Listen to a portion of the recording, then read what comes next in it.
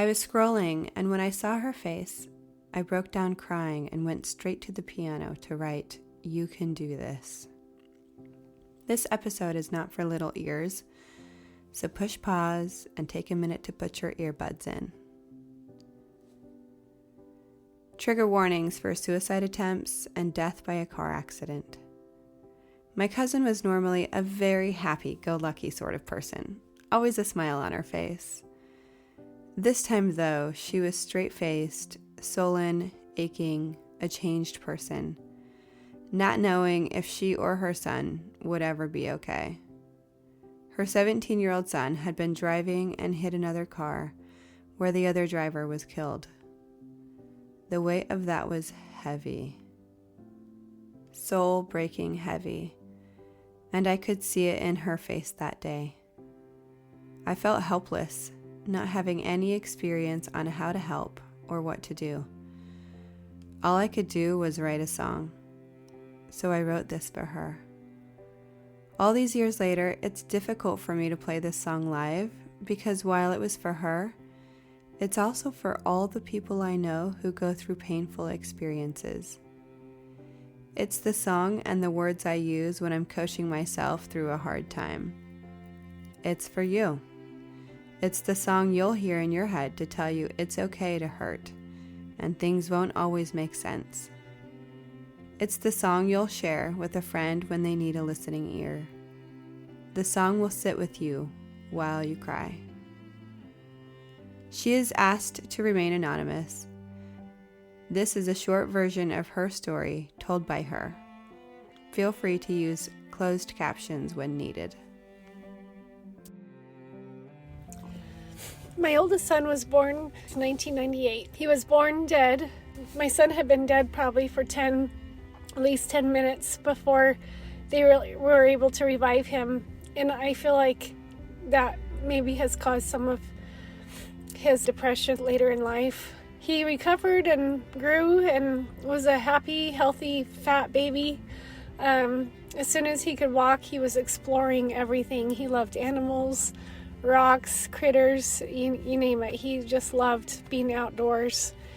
And he was always curious, and he had a very logical brain and wanted to know how everything worked. When he turned 14, it was almost as if overnight he turned into a different kid. As soon as puberty hit, it really took an effect on his body, and it emphasized the depression that he had been having. And I had no inkling of how hard things were going to get before they started getting better. When he was 15, almost 16, he had gotten a fight with his dad, and he decided to take a bottle of Tylenol. So I took him to the hospital, and we had his stomach pumped. And come to find out, when your child tries to take their own life, they are required to go to a behavior center and be on suicide watch for a couple days. And my husband was too distraught over all of this that he couldn't come with me. He decided to stay home. So me and my mom packed up my son and drove him 2 hours away to take him to this behavior center. And when we got him there, I don't think either my son or I really processed what was going to happen. I mean, all of this is new. And when I got him there, we got him checked in. And when it was time for me to leave, that's when reality hit for both me and my son. And he immediately latched onto me and was like hugging me and crying and begging. And he was like, "Mom, please don't let them take me. Please don't let them take me." And me, that was the hardest thing in the world I've ever had to do. Because when I was a kid, I suffered from separation anxiety so bad from my mom. And so I could understand exactly how scared he felt. And it broke me. And I was kind of resentful that my husband didn't come and have to go through that as well. But, there's nothing I could do about that. So I got home, and like the 4 days after that, he was there. I couldn't function, and I'm not a person that gets depressed, I haven't struggled with mental illness, thank heavens. But I was really depressed and I couldn't get out of bed. But my son would call me throughout that week, and that was hard too, because he would just cry and beg us to take him home. Well, we later found out that mental health is not covered on your health insurance, which is really crazy because your mental health affects your physical health. And I actually didn't feel good about having him there anyway. And so after 5 days, we checked him out early and brought him back home. When my son was 17, he was driving west as the sun was setting, and he didn't see a stop sign. And he hit a car, and the woman driving died in the accident. And her 12-year-old daughter had a major brain injury and had to get life-flighted to a bigger hospital. I was notified by the police that my son was in a wreck. I went to the hospital to see what was happening. I was just devastated for the family that was affected by the accident, and devastated that my son, who is already suicidal, has something horrific to deal with, and it's not going to help his reason to live at all. He'd cry and just cry and tell me, Mom, why wasn't it me that died? Why couldn't it have been me?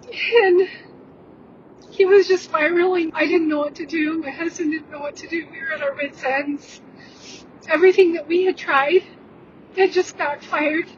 Every thing that our religion told us to do, it made it worse. And I finally had to get to a point of surrender. And finally, when I surrendered, I could really listen to my own intuition.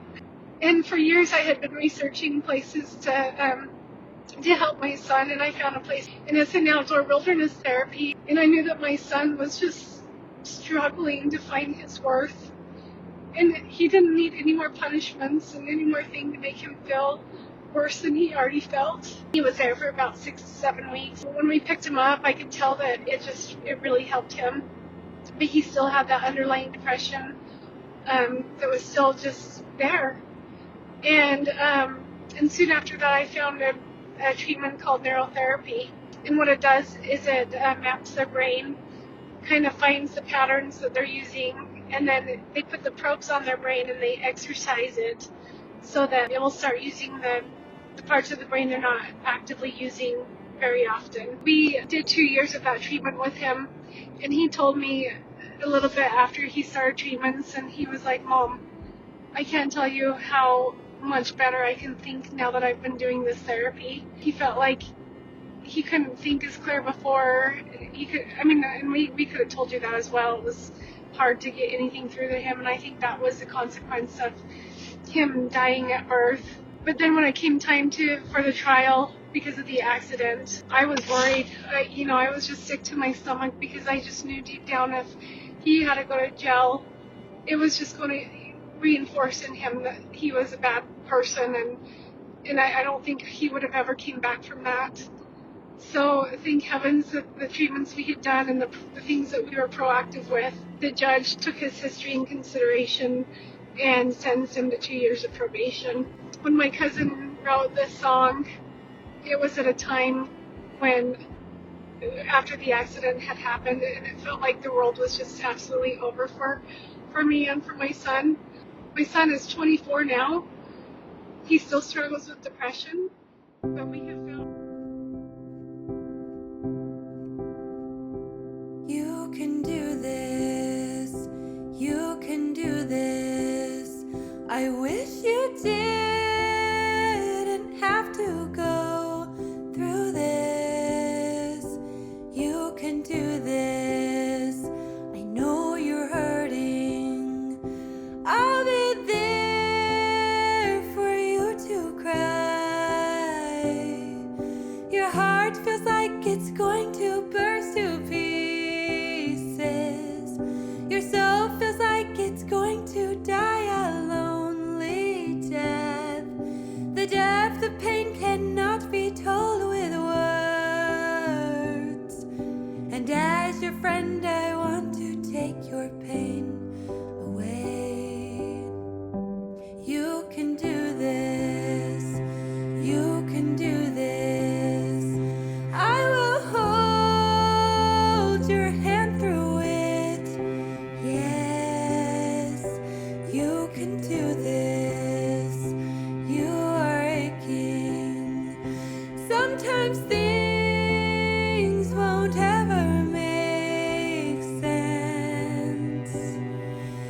heart feels like it's going to burst to pieces. Your soul feels like it's going to die a lonely death. The depth of pain cannot be told with words. And as your friend, I want to take your pain away.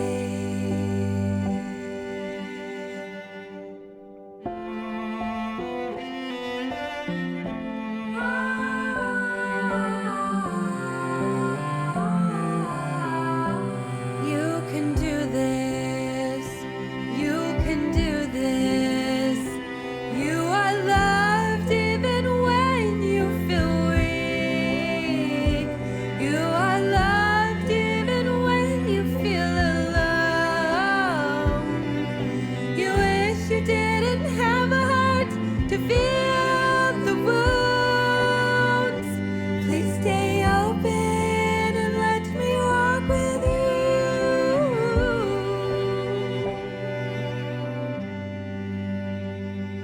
You can do this. You can do this. You will come through all this pain and hurt. You can do this. I know you're hurting. It's not fair to have to go through this. Your heart feels like it's going to burst to pieces. Your soul feels like it's going to die a lonely death. The depth of pain cannot be told with words. And as your friend, I want to take your pain away. But you can do this. You can do this. You can do this. You can do this.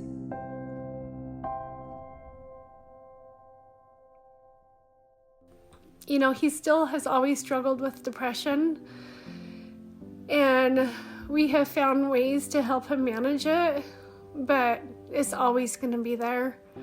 And yeah, I mean, life is just hard. It's harder for some people than others. And what it has taught me, everything with my son, was that I used to be a very black and white believer. I used to be very judgmental, and I couldn't see the gray before. I used to think the gray was kind of evil. And everything I've been through with my son has just opened my heart up. And I hope that, you know, we as people in humanity can know that there's a whole story that we don't know. With depression, you know, I used to think that that was something you could just snap out of. And, you know, with dealing with my son, I know it's a very physical and real thing. And I hate that they even call it mental illness, because your brain is part of your physical body. It actually changed my whole belief system. Everything I'd been through with my son, I don't know, when you go through a lot of suffering and a lot of life and death situations, it opens you up and it kind of cracks you out of the box that you're in. I have a lot of other things I can say, but I'll stop it here.